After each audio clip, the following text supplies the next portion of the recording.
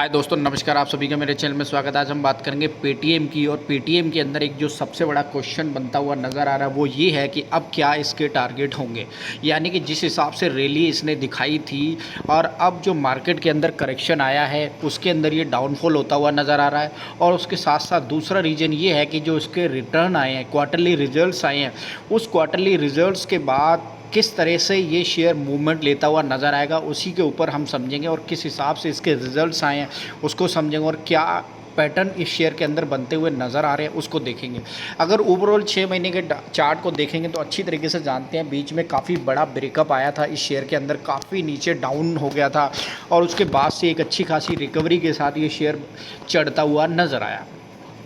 Quarter के नतीजे, जो पिछले क्वार्टर के नतीजे थे उसके अंदर भी इसने काफ़ी अच्छे रिटर्न जनरेट करते हुए दिखाए थे, लेकिन इस क्वार्टर के अंदर जो रिजल्ट्स हैं वो डिक्लाइन होते हुए नज़र आ रहे हैं। जो इन्वेस्टर, जो हम सब उम्मीद करके बैठे थे वो नंबर नहीं आए हैं। अब उस नंबर की उम्मीद जो हमने करके रखी थी वो नंबर नहीं आए हैं, तो उसका रीज़न क्या हो सकता है और किस तरीके से अब ये करवट लेता हुआ नज़र आएगा उसको समझेंगे। ओवरऑल अगर आप देखें तो चार्ट के अंदर आपको नज़र आएगा कि लगभग 1014 रुपीज़ का काफ़ी अच्छा हाई इसने बनाया था।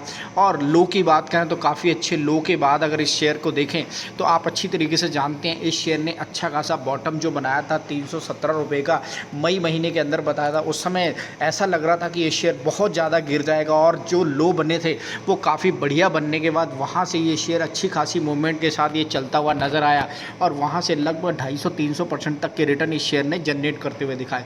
100% के रिटर्न हो गए आपके 636 और उसके बाद 900 करीब। तो एक तरीके से काफ़ी बढ़िया रिटर्न, जिस किसी ने भी गिरावट के अंदर माल बढ़ा होगा तो लगभग आप 250% तक के रिटर्न इस शेयर के अंदर से निकाल चुके होंगे। लेकिन अब ये शेयर क्योंकि एक अच्छी खासी गिरावट पर बैठा हुआ है, जो मार्केट के अंदर करेक्शन था उस करेक्शन के चक्कर में भी आ गया, और दूसरा इसके जो रिजल्ट्स हैं उसके भी ख़राब नतीजे आए हैं। इस वजह से भी ये शेयर अब उस रेंज में फंसा हुआ है कि क्या वाकई में अब शेयर के अंदर कोई अप मूव आएगा। लेकिन हालांकि डे ट्रेडिंग के अंदर अगर आप देखें तो इस शेयर के अंदर आज के दिन की मूवमेंट जो नज़र आ रही है उससे आप ये समझ सकते हैं कि शेयर के अंदर जो मूवमेंट है उसके अंदर अब जो 2.24% तक की गिरावट आज के दिन में दिखाई दे रही है। 5 दिन के चार्ट को देखें तो वहाँ पर भी गिरावट है। 1 महीने के चार्ट को देखें तो वहाँ पर भी इसने 30 डे मूविंग एवरेज को भी अभी नीचे की तरफ चलता हुआ नज़र आ रहा है। तो एक तरीके से पिछले 1-1.5 महीने से इस शेयर के अंदर गिरावट बनी हुई है। अगर चार्ट को अच्छी तरीके से समझेंगे तो यहाँ पर आप देख सकते हैं एक टाइम पर इसने 1020 का दिसंबर 30 को अच्छा खासा हाई बनाया था, लेकिन अगले साल यानी कि 2025 के अंदर जो इसकी पूरी की पूरी परफॉर्मेंस है वो नीचे की तरफ चलती हुई नज़र आ रही है। अब एक बार इसके जो फाइनेंशियल नतीजे हैं वो किस हिसाब से आए हैं उसको समझ लेते हैं। क्या क्वार्टरली नतीजों के बाद कोई ऐसी उम्मीद है इस शेयर के ऊपर कि हाँ अब ये ऊपर की तरफ भागेगा? मैं लेकर आ गया हूँ स्क्रीनर की वेबसाइट के ऊपर, जहाँ हम इसके डाटा को अच्छी तरीके से समझेंगे।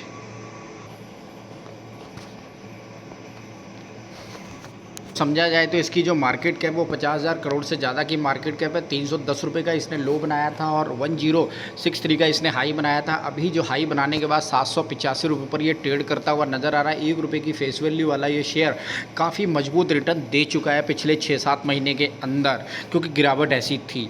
अब जो क्वार्टरली नतीजे आए हैं उसके अगर डाटा को एनालाइज करेंगे तो यहाँ पर आप देख सकते हैं जिस हिसाब से रिटर्न्स निकलते हुए दिखाई दे रहे हैं उसके अंदर जो लॉसेस हैं वो कम होते हुए नज़र आ रहे हैं। जी हाँ जी, और सेल बढ़ती हुई दिखाई दे रही है।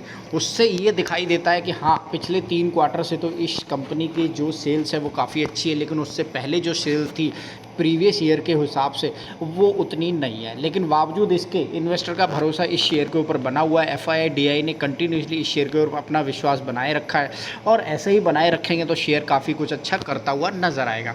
अब अगर ऑपरेटिंग प्रॉफिट की बात करें तो यहाँ पर आप देख सकते हैं कि धीरे धीरे कंपनी का जो ऑपरेटिंग प्रॉफिट है वो जो माइनस में था 794, वो अगले क्वार्टर में 403 माइनस में हो जाता है, फिर -223 हो जाता है। यानी कि हम एक उम्मीद जो लगा के बैठे थे कि ये प्लस में आएगा तो डेफिनेटली उस तरफ ये कोशिश जारी है।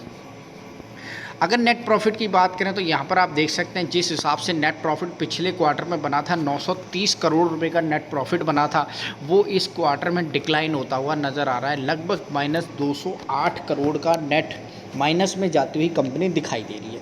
ठीक है, तो यानी कि जो पिछले क्वार्टर के नतीजे थे 930 करोड़ के, उसके अगेंस्ट में जो इस समय जो क्वार्टर नज़र आ रहा है उससे एक काफ़ी बड़ा धक्का लग रहा है। लेकिन उस धक्के को अगर मैं समझूँ तो जो प्रीवियस में ज़्यादा घाटा हुआ था उसके कंपैरिजन को समझेंगे तो ये घाटा थोड़ा-सा कम है। जी हाँ जी, इतनी राहत की सांस ज़रूर है इस नेट प्रॉफ़िट के अंदर, पेटीएम के अंदर जो दिखाई दे रही है कि फाइनेंशियल जो क्वार्टरली नतीजे निकले हैं, उसके अंदर जो घाटा था वो कम हुआ है और जो घाटा है वो धीरे-धीरे मे बी ऐसा ही हो, उम्मीद हो कि घाटा कम होता जाए और कंपनी प्रॉफ़िट की तरफ चलती जाए। ईयर ऑन ईयर बेसिस के अगर डाटा को एनालाइज़ करेंगे तो यहाँ पर भी आपको समझ आएगा कि जो सेल्स है और जो एक्सपेंस ज़्यादा होते हुए दिखाई दे रहे हैं।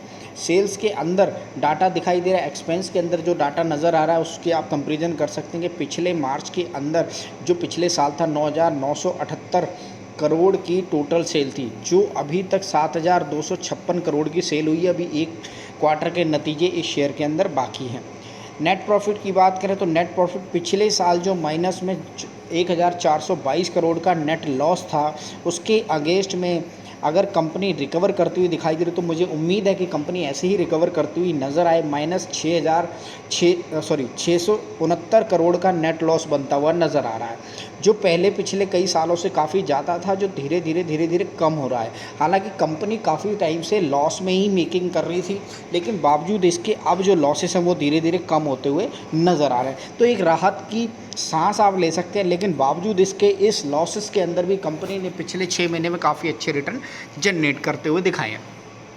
सारी की सारी होल्डिंग की बात करें तो प्रमोटर के पास कोई भी होल्डिंग नज़र नहीं आ रही है यहाँ पर। ठीक है जी, सारी की सारी जो होल्डिंग है, अगर दिसंबर के डाटा को भी एनालाइज करेंगे तो यहाँ पर दिसंबर का डाटा लिस्ट होता हुआ नज़र आ रहा है, मतलब उसके नंबर आ गए हैं। दिसंबर के अंदर अगर डाटा को देखें तो एफआईआई की जो होल्डिंग है 56.2% हो गई है। अगर प्रीवियस क्वार्टर से नज़र करें तो उसके मुकाबले एफआईआई ने अपनी होल्डिंग इस शेयर के अंदर बढ़ाई है। इसके साथ साथ अगर डीआई के डाटा को देखेंगे तो उन्होंने भी 8.29% से 11.88% तक की होल्डिंग अपनी बढ़ाई है। पब्लिक के पास डेफिनेटली होल्डिंग काफ़ी बहुत है, और अगर देखें तो क्योंकि प्रमोटर के पास 0 दिखाई दे रहा है, लेकिन बावजूद इसके उनके पास ऑलरेडी, क्योंकि ये कंपनी एफआईआई बेस्ड डिज़ाइन हुई थी स्टार्टिंग से ही, तो उस तरीके से कंपनी की जो फंडिंग है वो वहाँ से आती हुई नज़र आई थी।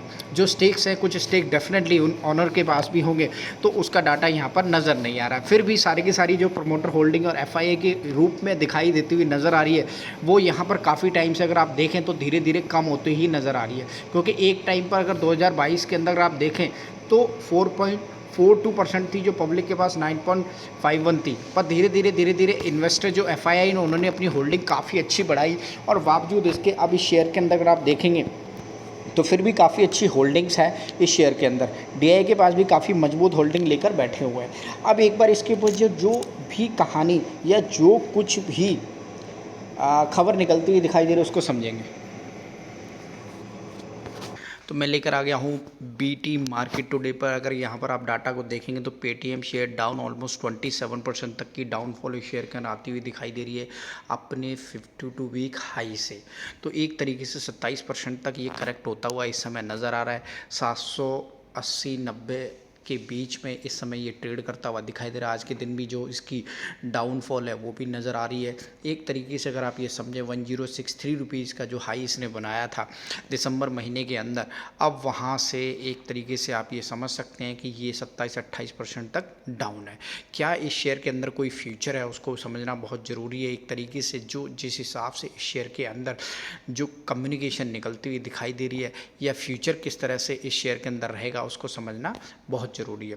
हालांकि जो कंपनी की तरफ से जो रिलेटेड आर्टिकल्स हैं वो भी समझ आ रहे हैं। हालांकि इसके ऊपर अगर आप पढ़ेंगे तो यहाँ पर fintech firm resulted clarified over a report title Paytm and other face prop over crypto scam ED freeze 500 crore. Paytm response that we confirm that we have not receive any such new notice. तो कोई भी जो खबर है वो उसको deny किया था कंपनी ने, और उसके बाद से ये शेयर एक तरीके से जो झूठी खबरों के बीच में फंसा था, फिर इसे उसके अंदर जो करेक्शंस आए थे उससे निकलता हुआ नज़र आया। The instance currently being reported by the media pertain to similar old queries regarding third party merchant. We would like to clarify that these merchant are independent entities and are not part of our group. We confirm that we have fully cooperated with the authorities and had complied with all their directives.